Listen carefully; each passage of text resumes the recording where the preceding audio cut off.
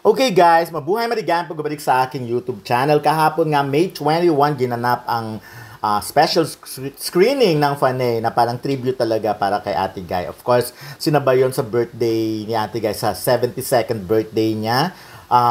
At ginawa nga ang special screening ng Faney sa Cinema 11 and 15 ng Gateway Mall. Yun, Gateway Cinema, yung bagong Gateway 2 ang tawag doon, na Cineplex, ganyan. So, nakikita niyo naman sino-sino ba mga artistang dumating. Like, for example, ayan, si Martin Del Rosario. Si Martin kasi ay nakasama ni Ate Guy sa isang pelikula na hindi pa na ipapalabas. Ito nga yung kinuwento ni Martin na meron siyang parang love scene, parang ganon.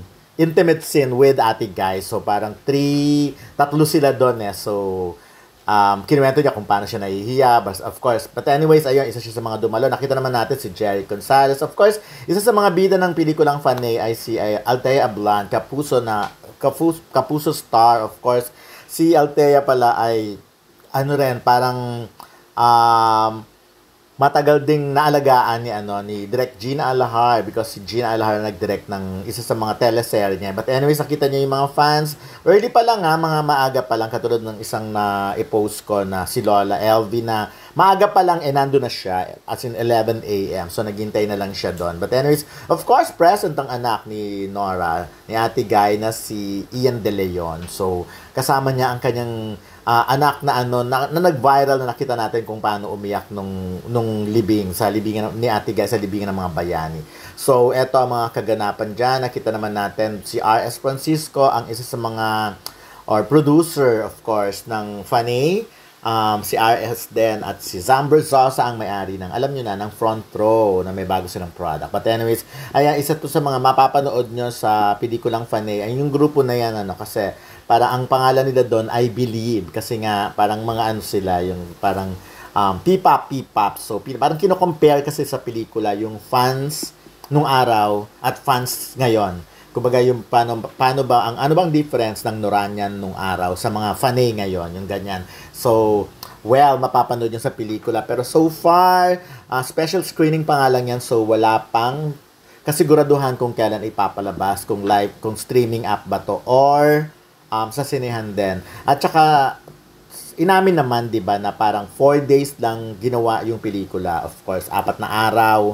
And then, parang 2 days yung parang editing, etc. Yung mga ganyan. So, minadali, talagang tinapos in time for Ate Guy's 72nd birthday. So, well, ako naman, alam ko namang may aayusin pa dun sa pelikula. At sinabi naman ni Direk Adolf Alex Jr. and of course ni R.S. Francisco na medyo may pipinisan pa. Kumbaga, aayusin pa talaga. But so far, because of acting gagaling kasi na artista ng mga lumabas dyan, di ba? Nakita naman natin. So, may Loris Guillen na mahusay na artista, mahusay na director. Sayang nga lang, wala siya dun sa special screening. And then si Gina Alahar, no doubt, diba? At syempre, nagpakitang gilas din si Althea Ablan. At isa sa mga dapat nyong katuwaan dito ay si Roderick Paulate. Kung na-miss nyo si Roderick Paulate, yung mga style na noon na acting with Maricel Soriano, yung mga ganon. So, makikita nyo rito, talagang wala siyang kupas. And mind you, sa press con kasi kinuwento na wala itong script, wala silang mga dialogues na susundin. Bahala sila.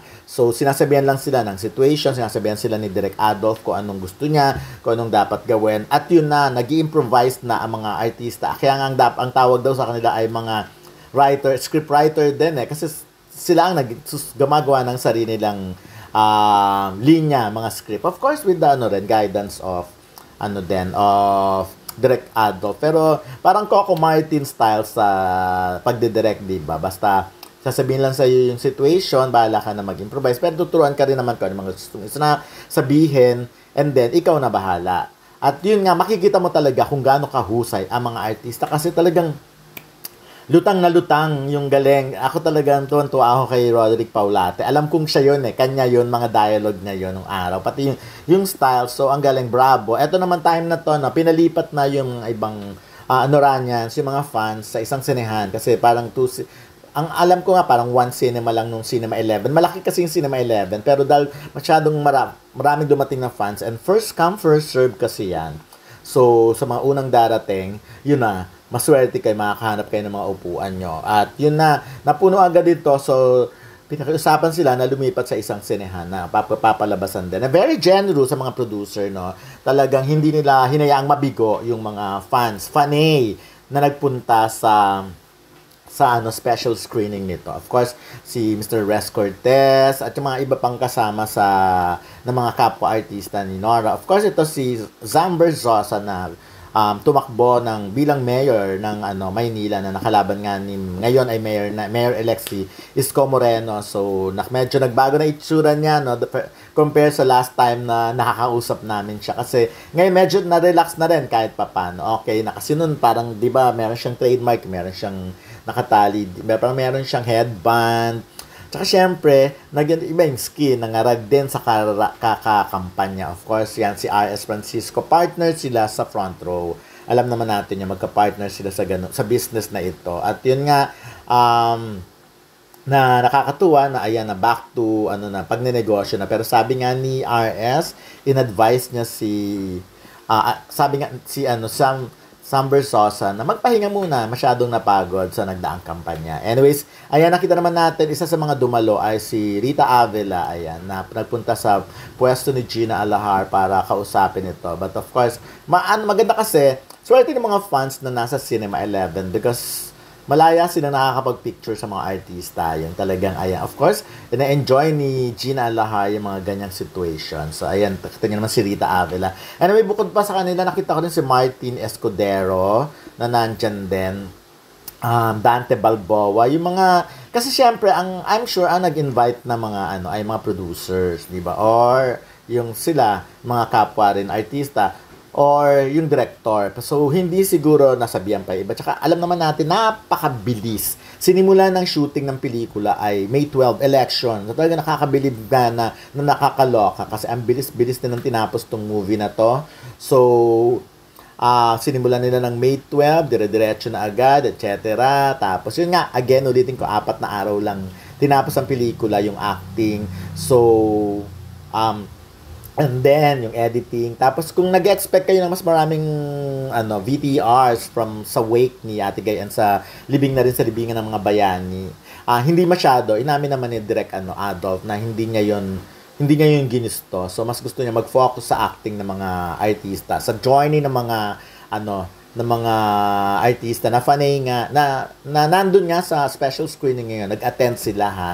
So, nakilala rin namin sila. Yung isa 89 years old na yun nga, talagang ang dami niyang kwento. But anyways, ayan, so tungkol naman doon sa sinabi ni Direk Adolf Alex na yun nga, natapos nila ng ganun na maayos ng pelikula na pakiramdam niya ay ginabayan sila ng espiritu ni Nora Honor habang nag-shooting. Kasi nga, walang mga aberya, walang ganito, walang ganyan. So, although napakainit, no, nakita mo, habang pinapanood mo, nakikita mo yung init talaga dahil syempre, bumalik sila dun sa libigan ng mga bayani, bumalik sila dun sa heritage kung saan binurol si Ate Guy. So, kapansin po ng espiritu ni Ate Guy kaya po natapos ng maayos yung pelikula. Sa tagal ko pong nakasama si Ate Guy, lagi po niyang kinukwento sa akin yung mga istorya ng kanyang mga fans.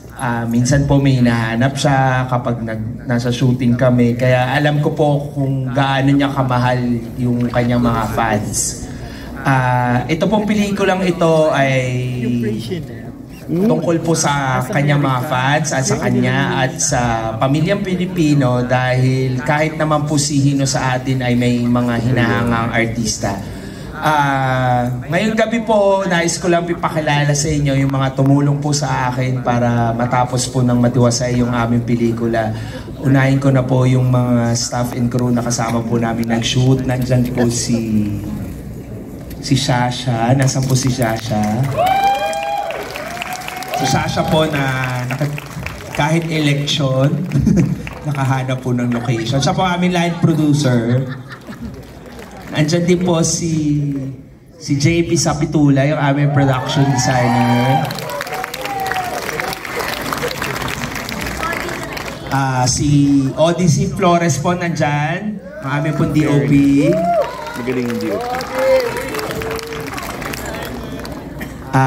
Syempre po yung mga kasama namin sa shoot, si Carol, si Genesis, at saka si Christian, at saka si Carlo, at saka si Happy, na tumulong po sa amin para maiayos po yung aming shoot. Ganon din po yung aming mga artista na nagbigay po para sa mga karakter. Si Tita Perla, nagpapasalamat po ako. Si Roderick Paulate po na nagpa-unlock ng special role para sa pelikulang ito. Si Angeli Bayani po, si Tito Bembol, at syempre po nandito si Althea Ablan. Unang pelikula niya po ito. Nagpapasalamat din po ako sa GMA dahil pinayagan po siyang gawin ng pelikulang ito. Siyempre po, itong artista to malapit na po sa puso ko, si Direk Gina Alar. Ngayong gabi po, meron lang po previous commitment si Direk Loris Galien, kaya hindi po siya makakadalo tonight. Pero nandito po ang kanyang butihing anak, si Ina Fleo. Nais lang po niyang basahin yung mensahe ng kanyang mami para sa inyong lahat.